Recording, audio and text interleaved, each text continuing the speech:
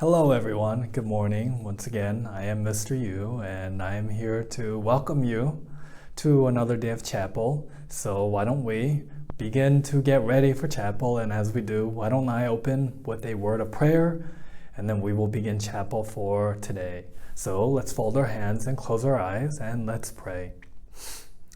Dear God, we thank you so much for another day we can come together at chapel. We just pray a prayer of blessing for the speaker, especially to really share the word of God, that it will touch our hearts today and that it will carry us and strengthen us, and that you will be present with us each and every moment of our day today. We thank you for our Sujung family, our teachers, our friends, and everyone in this community, that we can really just go together. We thank you, Lord, once again. May your presence be here today. And in Jesus' name, Amen. Amen. 금요 채플에 오신 모든 분들을 주님의 이름으로 환영하고 축복합니다. 오늘은 인간의 타락이라는 제목으로 말씀을 전하겠습니다. 먼저 본문을 같이 읽도록 하겠습니다. 창세기 3장 1절부터 6절까지입니다. 같이 읽을까요? 뱀은 주 하나님이 만드신 모든 들짐승 가운데서 가장 간교하였다. 뱀이 여자에게 물었다. 하나님이 정말로 너희에게 동산 안에 있는 모든 나무의 열매를 먹지 말라고 말씀하셨느냐? 여자가 뱀에게 대답했다. 우리는 동산 안에 있는 나무의 열매를 먹을 수 있다. 그러나 하나님은 동산 한가운데 있는 나무의 열매는 먹지도 말고 만지지도 말라고 하셨다.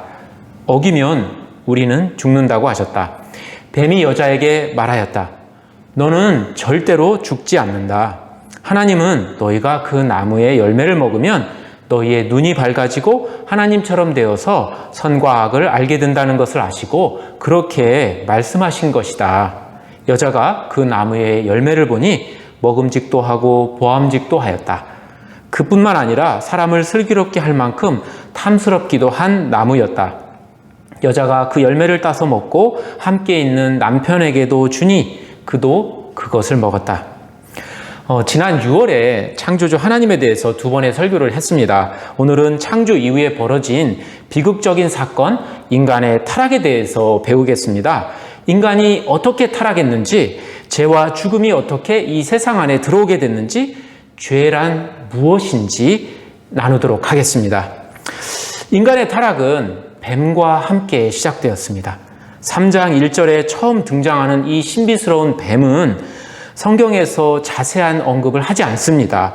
확실한 것은 3장 1절이 말하듯이 이 뱀은 하나님이 만드신 피조물 중에 하나이고, 그리고 하나님이 지으신 모든 들짐승 중에서 가장 간교하였다라는 것입니다. 그 성경의 마지막 책인 요한계시록에는 이 뱀을 하나님의 대적인 사탄이라고 알려줍니다. 12장 9절입니다. 제가 읽겠습니다. 그래서 그 큰 용, 곧 그 옛뱀은 땅으로 내쫓겼습니다. 그 큰 용은 악마라고도 하고 사탄이라고도 하는데 온 세계를 미혹하던 자입니다. 그 용의 부하들도 그와 함께 땅으로 내쫓겼습니다. 피조물임에도 하나님과 같이 데려다 타락하여 땅으로 쫓겨난 천사가 이 뱀이었습니다. 이 뱀이 지금 아담의 아내 하와에게 접근합니다. 왜 접근할까요? 자, 여자에게 접근해서 질문을 하고 있습니다. 성경에 등장하는 첫 번째 질문인데요. 이렇습니다. 하나님이 정말로 너희에게 동산 안에 있는 모든 나무의 열매를 먹지 말라고 말씀하셨느냐? 겉으로 보기에는 아무런 문제가 없는 그런 질문입니다. 하지만 하나씩 따져보면 이 뱀은 나쁜 의도를 가지고 여자에게 접근하고 있다는 것을 알게 됩니다. 먼저 수상한 것은 이전까지 창세기 2장과 3장에서 하나님을 지칭할 때 늘 주 하나님이라고 하는데 이 뱀은 하나님 본래의 이름인 주를 빼고 질문을 합니다. 여러분 아까 보셨죠? 하나님이 정말로 너희에게, 주 하나님이 이렇게 말을 하지 않았습니다. 더 심각한 것은 뱀이 여자에게 질문을 하면서 하나님의 말씀을 인용했는데 잘못 인용하고 있습니다. 원래 하나님이 하신 말씀은 이렇습니다. 창세기 2장 16, 17절인데요. 동산에 있는 모든 나무의 열매는 너가 먹고 싶은 대로 먹어라. 그러나 선과 악을 알게 하는 나무의 열매만은 먹어서는 안 된다. 하나님은 동산의 모든 나무의 열매를 인간이 먹고 싶은 대로 먹되 단 한 나무, 선과 악을 알게 하는 나무의 열매는 먹지 말라고 하셨습니다. 즉 하나님은 하나만 빼고 모든 것을 마음껏 누리도록 허락하신 관대하고 좋으신 분입니다. 이런 하나님의 명령을 뱀은 어떻게 왜곡시켰는지 한번 보십시오. 하나님이 정말로 너희에게 동산 안에 있는 모든 나무의 열매를 먹지 말라고 말씀하셨느냐? 하나를 빼고 모든 것을 마음껏 누리도록 하신 하나님을 어떻게 묘사하고 있는지 보십시오. 동산의 모든 나무의 열매를 먹지 말라고 하시는, 금지하시는 하나님을 부각시키고 있습니다. 뱀은 하나가 아니라 모든 것을 먹지 못하게 하는 하나님을 여자에게 심겨주려고 하고 있습니다. 여자는 속으로 이런 의심을 했는지 모릅니다. 왜 하나님은 다 먹도록 하지 않으셨지? 왜 금지하셨지? 왜 다 주지 않으셨지? 뭔가 좋은 것을 감추고 그것을 인간에게 주지 않으시는 하나님을 생각했을 것입니다. 더 나쁜 것은 이 뱀의 질문 그 자체입니다. 하나님이 정말로 그렇게 말씀하셨느냐? 피조물인 뱀은 하나님의 말씀을 왜곡했을 뿐 아니라 자기를 지으신 하나님의 말씀을 지금 평가하고 있고 그분의 조치에 대해서 도전을 하고 있습니다. 뱀은 하나님의 조치에 의심을 가지고 있고 그 의심을 지금 여자에게 심겨주고 있습니다. 피조물인 뱀이 창조주의 이런저런 결정에 자신이 평가할 수 있다는 오만과 교만이 이 질문에 고스란히 담겨 있습니다. 뱀은 창조주 하나님과 그분의 말씀을 자신이 평가하고 비판하듯이 여자도 그렇게 하기를 바랬을 것입니다. 이런 뱀의 질문에 여자는 어떻게 반응했을까요? 하와는 뱀처럼 심하게 하나님의 말씀을 왜곡하진 않습니다. 그러나 뱀의 질문에 뭔가 영향을 받았는지 모든 것을 후히 주시는 그 주 하나님을 옹호하지도 않고 그런 하나님을 폄하하는 의도를 가진 뱀을 꾸짖지도 않습니다. 뱀의 질문에 한 여자의 대답이 이렇습니다. 우리는 동산 안에 있는 나무의 열매를 먹을 수 있어. 그러나 하나님은 동산 한가운데 있는 나무의 열매는 먹지도 말고 만지지도 말라고 하셨다? 어기면 우리가 죽는다고 하셨어. 하와의 대답을 관찰하면 뱀이 왜곡시킨 하나님의 말씀을 그대로 옮기지는 않았습니다. 하지만 그렇다고 주 하나님의 말씀을 원래대로 전하지도 않았습니다. 하나님은 동산에 있는 모든 나무의 열매는 너가 먹고 싶은 대로 먹어라 하셨는데 여자는 우리는 동산 안에 있는 나무의 열매를 먹을 수 있어. 이렇게 말하면서 모든이란 단어를 빼고 하나님의 풍성하심을 축소하고 있습니다. 거기다 하나님은 그저 먹지 말라고 했는데 여자는 하나님의 금지 명령에 자신의 말을 덧붙입니다. 먹지도 말고 만지지도 말라고 하셨어. 하나님은 만지지도 말라라는 말씀을 하시지 않았습니다. 먹지도 말라에 만지지도 말라를 추가하며 여자는 금지하시는 하나님을 더욱 부각시키고 있습니다.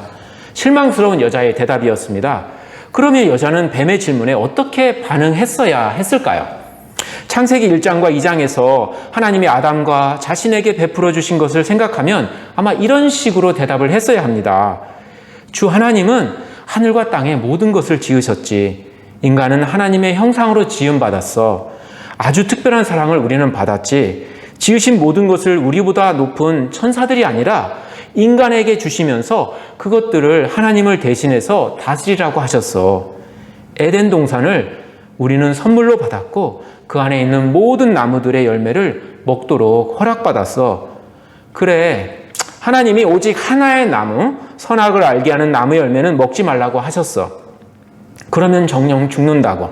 우리는 그 이유를 알 수 없지만 선하시고 좋으신 하나님을 신뢰해. 그것이 우리를 위한 최선이기에 그렇게 하셨을 거야. 뱀아, 너는 왜 그런 좋으신 하나님을 의심하는 거야? 그분은 모든 좋은 것을 우리에게 다 주셨잖아. 모든 것을 금지하시는 하나님처럼 생각하는 것은 잘못이야. 절대 그러면 안 돼. 너의 신분을 생각해봐. 너는 하나님의 지은 피조물이잖아. 네가 존재하는 것도 그분의 덕이고 생명을 누리고 사는 것도 전적으로 그분의 덕인데 피조물인 네가 감히 너를 지은 창조주를 평가하고 그분의 결정에 대해서 이래라 저래라 심사평을 할 수 있다고 생각해? 그분은 당연히 너를 심판하시고 평가할 수 있지만 너는 그럴 위치가 아니잖아. 너는 피조물이잖아. 이렇게 말했으면 좋았을 텐데 여자는 그렇게 말하지 않았습니다. 뱀의 의견에 동조하는 듯한 틈새가 보이자 뱀은 힘을 얻어서 이제 자신의 본색을 드러냅니다. 4절과 5절에서 뱀이 여자에게 하는 말을 들어보십시오. 너희는 절대로 죽지 않는다.